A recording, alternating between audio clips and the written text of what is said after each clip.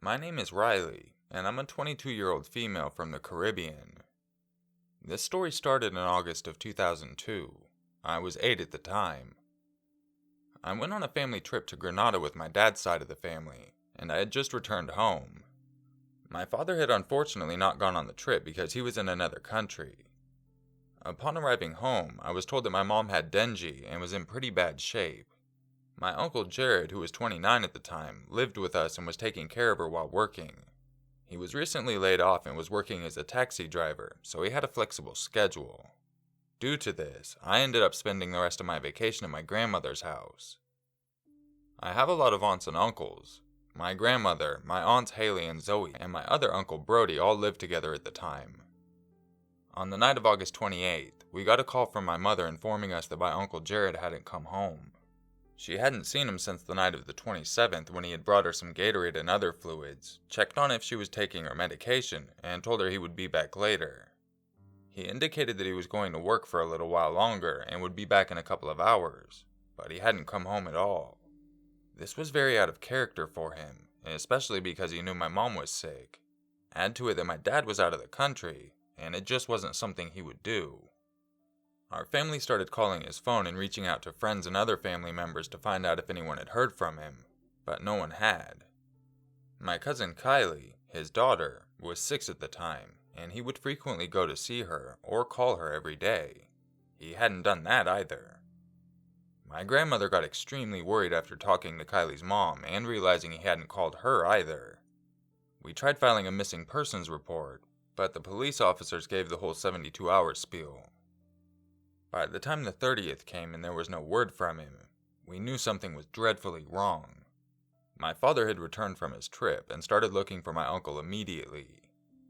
We speculated that maybe he was with a girlfriend that we didn't know about. Maybe he even went on an impromptu trip somewhere. But none of his clothes were missing except for what my mom saw him wearing that night, so we ruled that out. Days were dragging by. I cannot explain to you the feeling of absolute helplessness that you get when someone you love is missing. It's a desperate, sickening feeling. Even as young as I was, I felt it. Jared and I were close. I couldn't believe that he would just leave us. My mom, grandmother, and my aunts cried constantly, but I, in my own way, tried comforting them saying he was fine and that he would come home. The morning of September 1st came, and it was Sunday. My grandmother got a call from Kylie's mom, Ashley. Ashley started telling my grandmother that Kylie had a dream, and in it, Jared had told her that he was in a river, and 4 guys from Bonaire, a city in my country, had hurt him. He also told her that he loved her, and to never forget that.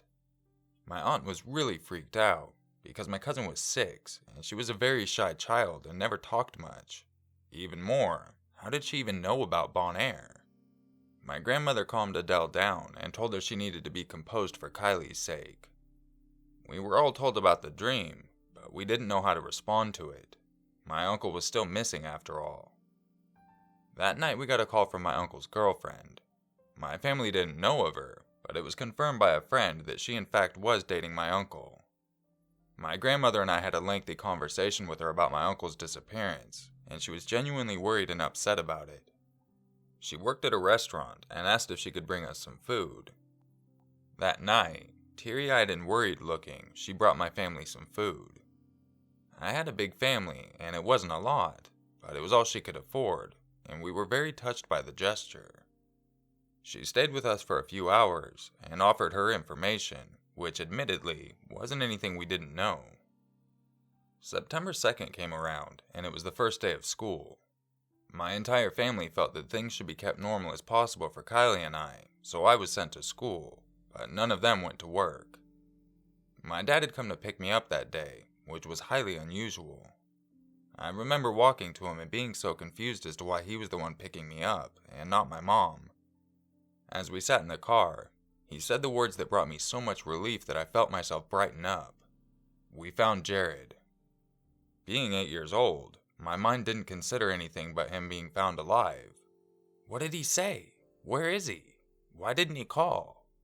I asked these questions in such a rush. My brain was tripping over itself for some answers. My dad just looked at me and said, "He's dead, Riley." There was no more conversation on that ride to my grandmother's house. My dad bought me some food before we got there, but I was numb. I wasn't hungry. I went to my Aunt Zoe's room after putting my food in the fridge, and she was a wreck. At this point, she didn't have a lot of information about what happened because my mom, grandmother, and my other aunt Haley hadn't come home. I just sat there with my aunt and cried while her friend consoled us. Brody was pacing up and down. He was 14 at the time, and he was extremely quiet. When my mom, grandmother, and aunt got home, we got the rest of the horrific story. After missing for almost 7 days, Jared's body was in fact found in a river. He was found by a mute fisherman. This stunned us because of the dream Kylie had had.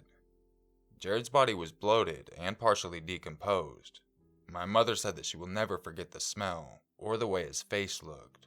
His eyes were almost hanging out of his head. It was horrible. Fish and other sea life had already started nibbling on him. My family was only able to identify his body through the clothes he was wearing and a strange mole that he had on his shoulder. He looked nothing like himself. My mother had noted that it looked like he had his throat slit. My uncle's car hadn't been found, and the police were conducting their investigation. We had so many questions. Who would hurt my uncle? Why would someone hurt him? Jared's body was in such an advanced stage of decomposition that the coroner could not conclude an exact manner of death. He instead gave us a list of possibilities. These included strangulation, a severe blow to the neck, drowning, or having his throat slit. The next few days were a blur, but eventually the funeral came. Due to the state of decomposition and such, my family was not allowed to have Jared's casket open at any time. We were not able to see him after the initial identification. I'll never forget walking into the chapel. It was like walking into a wall of camphor. The smell was overpoweringly strong. They had wrapped my uncle up more or less like a mummy and filled the coffin with camphor balls because the smell of decomposition was so bad. The funeral passed, and my family was a bit lost.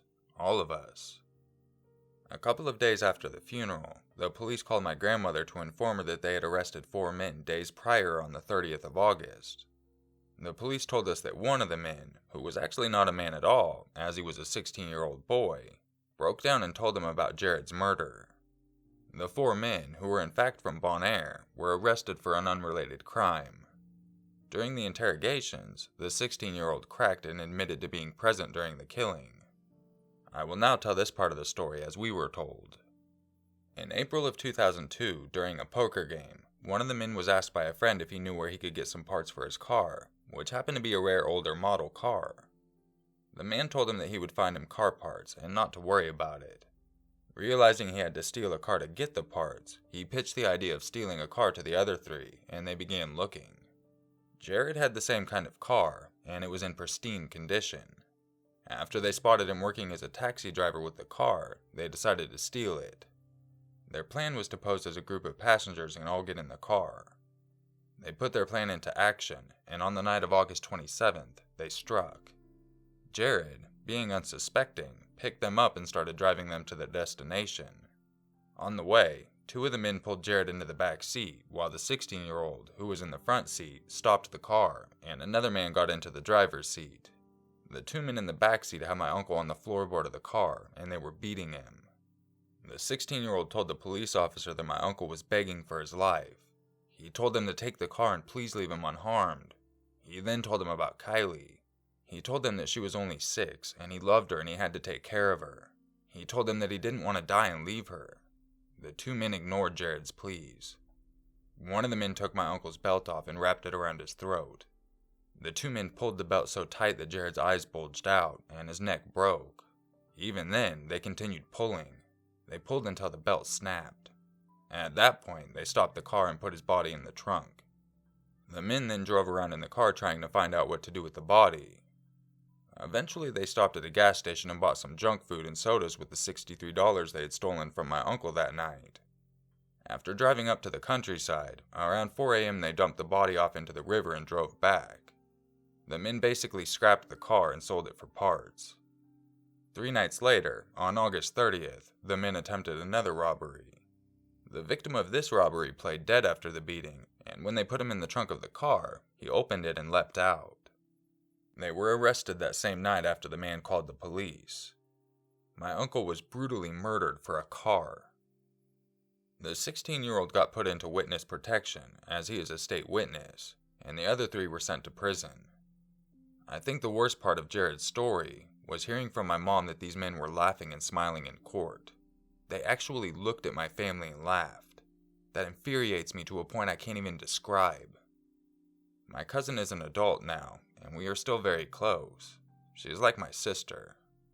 A few months ago we were having a sleepover at my house, and she told me something that broke my heart. At 2 a.m., in the darkness of my bedroom, she confided in me that she could no longer remember Jared's voice. I silently started crying. Kylie had grown up to be such a beautiful young woman. She's smart, she's quiet, and she's fierce. Upon hearing her say that, I hugged her and told her that I would always remember for the 2 of us. I can't forget. It took 11 years, but in 2013 the men were finally tried and convicted of the murder of Jared. They received life in prison, but appealed the sentence and got a shorter conviction. My story does not end there, unfortunately. 10 days after my uncle was found, on the 13th of September 2002, another one of my uncles, Matt, passed away. It was my grandfather's birthday, and Matt had gotten a promotion at work that same day. Matt was on the highway driving home when his car ended up going over the divider separating the lanes, and an 18-wheeler cargo truck ran over the car. Matt's body was completely destroyed. A metal pole went through his forehead and came out the back of his head. Some parts of his body looked like it went through a meat grinder. It was horrible. Family members got to see Matt's body on the day of the funeral. The funeral home tried their best to make him presentable, but honestly, he looked nothing like himself.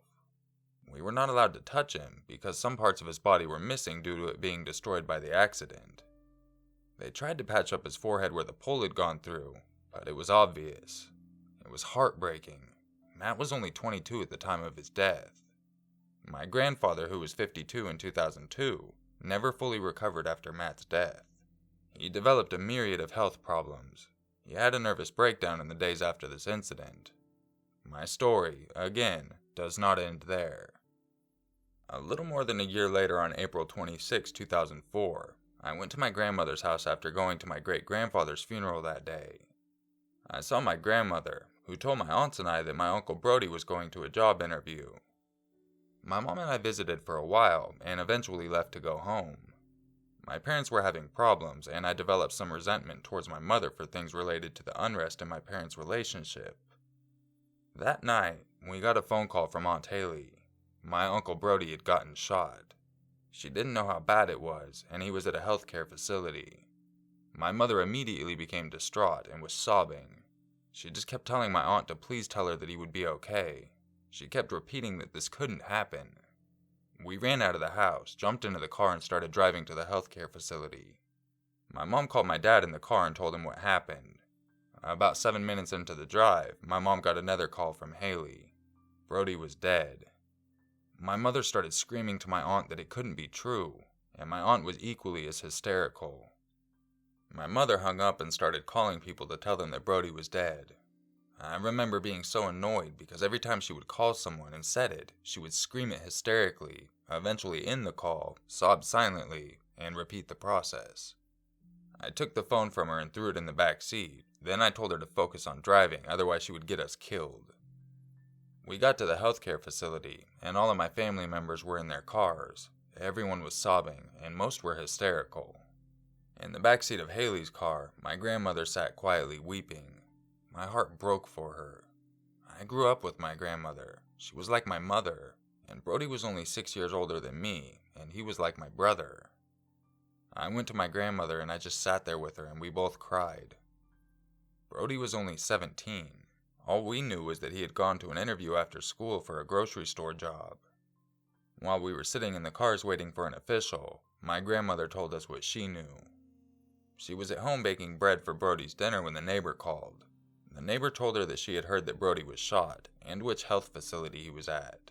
My grandmother, thinking that he would be able to come home, told my aunt to put the bread in the oven for him because she wanted him to get some when he got home. My grandmother, who had lost so much already, couldn't fathom the idea that her baby boy was dying. As soon as she walked into the health facility, she saw a man walk out of the room and he said, "He's dying right now." She ran over to him and explained that it was her son, and the man let her go into the room. She got into the room the same time my uncle took his last breath. She told me his body was still warm, and she hugged and kissed him and told him that she loved him. I think it's important to state why I didn't say hospital. The healthcare facility was the closest medical facility to the place where Brody was shot, and a friend of the neighbor, who witnessed part of the events following the shooting, carried him there. An ambulance was called, but Brody died before it got there. The official came to speak with my family. We were allowed to see Brody one last time before he was taken to the morgue where we couldn't touch him. After that, a police officer told us to follow him to the police station where the events would be explained to us. Again, I'm going to explain this part of the story as it was told to us. After Brody had finished the interview, he met up with this girl he had met, Farah. She was a teen mom and Brody had gotten the job interview to help her buy the things she needed for her baby. She was poor, and she told him that the father of the baby neglected the child, and that sometimes she couldn't afford to buy diapers and formula. I had personally met the girl a few weeks prior. She came to my grandmother's house and Brody had taken her into his bedroom. The door was left open, and being a nosy 10-year-old, I listened in on the conversation, as did Brody's best friend Aaron. Farah was telling my uncle that she was starting to like him, and asked if he wanted to be in a relationship with her. Brody told her that he would prefer being her friend. He expressed that he would get a job to help with the baby, but that he would be a supportive friend, and not a boyfriend. She expressed her disappointment, and there was a brief pause. I looked in to see my uncle hugging her. He told her that he cared for her and her daughter, but only as a friend. Farah left soon after, obviously disappointed with the situation. He had planned to meet up with Farah after the interviews to get some CDs back that he had lent her. A few seconds after their conversation ended, the father of Farah's baby, David, walked up to Brody and hit him. Brody was confused and asked him what his problem was. David replied that he didn't like the way he was trying to get with the mother of his child. My uncle tried to tell him that that wasn't the case, but David wouldn't listen. He started hitting him, and Brody defended himself. Brody was more or less winning the fight that he never wanted. When David realized this, he pulled out a gun and shot Brody in the chest. That's when Brody started running. There was a police officer down the street, and Brody ran over to him and pointed to David, saying that he shot him. At that point, David was trying to run away, and the police officer gave chase, and Brody tried crossing the street. He collapsed, and that's when the friend of the neighbor realized what had happened. He put Brody into the car and took him to the healthcare facility. The officer that chased David caught him, and during the interrogation, he said that Farah had set the whole thing up. Apparently, she told him that Brody was approaching her for sex and that he should teach him a lesson. That little bitch cost my uncle his life. I immediately stood up and I said it was a lie. I had heard Brody tell her that he didn't want to be with her. I told the officer about her coming to the house and about Aaron and I eavesdropping. He informed us that David was caught with the gun and everything, so he was being charged regardless. That night we all went to my grandmother's house. Around midnight, Farah called on the house phone. She didn't identify herself, but we knew it was her. She asked to speak to Brody. My grandmother simply said that Brody couldn't come to the phone right now, and hung up. I held her after she had hung up and told us what happened. The next few days were all just visits to the funeral home and then back home. The funeral came, and I don't remember most of it. It seems like a dream, to be honest. My grandmother had a nervous breakdown, coupled with an emotional breakdown. She wouldn't come out of the room for days at a time. I would just hear her sobbing. They were broken, heartbreaking sobs, ones that I wish I never hear again. You could hear the absolute pain and agony. The silence was worse, deafening silence, just the nothingness of it all. She was 48 years old when Brody died. My grandmother is a strong woman today, the strongest I know. She just turned 60 and is retired. She calls me on most days, and we talk about everything. In some ways, we clung to each other after Brody's death. The three of us were very close, especially after Jared's death. April 2016 will be 12 years since Brody was shot, and the case just only started on the 4th of January 2006. My final story is about my dad.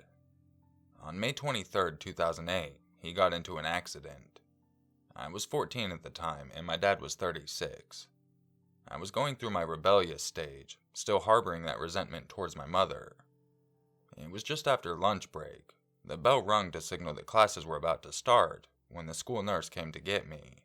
She told me that my grandmother, my father's mother, was on the phone. I immediately asked if something had happened to my father.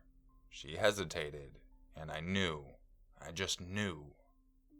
I went to the office to speak with my grandmother on the phone, and it was actually my godmother. She told me that she was on her way to pick me up from school, and that my dad was in critical condition at the hospital. When my godmother came to pick me up, I immediately started asking questions. She didn't know a lot, however. We got to the hospital, and I started looking for my grandmother. When I found her, I knew it was bad. My dad's entire side of the family was there, even the ones that lived hours away. I was told that my dad was in surgery, but that things didn't look good. My grandmother told me to call my mom and tell her to get there as soon as possible. I called my mom, and she said she would be there in 15 minutes. We were all sitting in the waiting room. Some people were crying, but my grandmother and I were dry-eyed. As harsh as it sounds, I have grown somewhat numb to death. I can no longer cry externally. I just sat there, feeling like I was slowly suffocating. My grandmother told me that my other godmother, who is a surgeon, was in the operating room. Then she told me what she knew. At 6:30 a.m. while on the bus, she saw my dad get into his truck. That's when she called him to say hi and whatnot. She talked to him for a bit, and then she had to get off of the bus. The call was ended, and she went to work. At 8 a.m., she got a call that my dad had gotten into an accident while riding his motorcycle. I should explain that my dad had a car business as well as another job. He was in the military in my country, but he would be gone a lot for his car business. His motorcycle was on the military base, and he had switched vehicles. My dad loved motorcycles. He had since he was a teenager, and he was a very good driver. He had pulled out of the facility near the base when a taxi stopped for him to pull out into the lane. While pulling out, another driver, who was an absolute idiot and couldn't seem to wait the minute and a half that it would take to pull out, overtook the taxi and sped up, hitting my dad and launching him 30 feet into the air. After he hit the ground, he got up, took 2 steps, and asked the driver if he didn't see him. He collapsed at that point. My grandmother told me that when she had met the ambulance, she saw a lot of blood on the sheets that were covering him. He tried talking to her, but he couldn't. She told him to be strong and hold on. He started crying at that point. My grandmother refused to cry.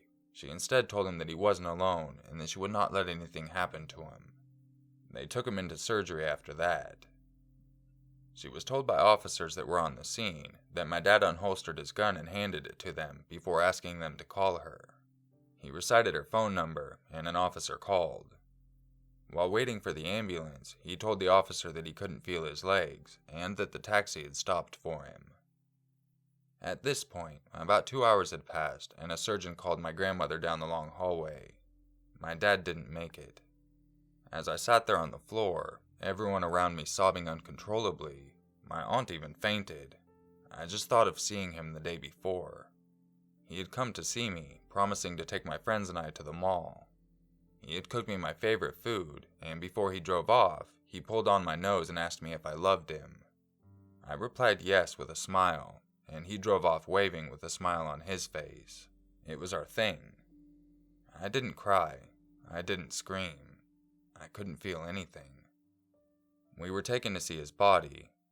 My godmother, the surgeon, told me that he refused to close his eyes. She told me that he opened his eyes, looked at her, and took his last breath with tears running down his face. I think about that a lot.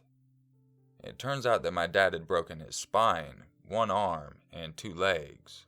He also had a skull fracture, and his pelvic area was absolutely destroyed, and the carotid artery was ruptured there. The only part of his body that did not sustain an injury was his chest, and that's because he was wearing a bulletproof vest. I truly have no idea how my dad took those 2 steps after the accident. I also don't know how he was coherent enough to give an officer his gun or say anything. The man was charged with vehicular manslaughter. My grandmother also sued him, but I'm not sure what is happening with those proceedings. I don't really want to know, as harsh as that sounds. The days following were hard. My dad's side of the family was hard on my mom. I was too, because of my resentment towards her. She cried constantly. My dad was a strong man. He was tough. I want to remember him that way. He was invincible to me. I think he thought so too. My parents were together 23 years. They were 13 when they got together. My family has been through a lot in the past 14 years. I didn't think that we would ever reach a place that we were able to cope with it, but we have. I also speak to my other grandmother almost every day. She's also the strongest woman I know. She ties with my other grandmother. My dad was her only child. I'm all she has now, and I love her with all of my heart. She's one of those rare people who cares about everyone. Even with losing my dad, she still gives so much of herself to everyone. Always make sure to appreciate your loved ones and hold them close. I would give anything to hug my 3 uncles and my dad again. I can never do that again in this life, but I will always remember them.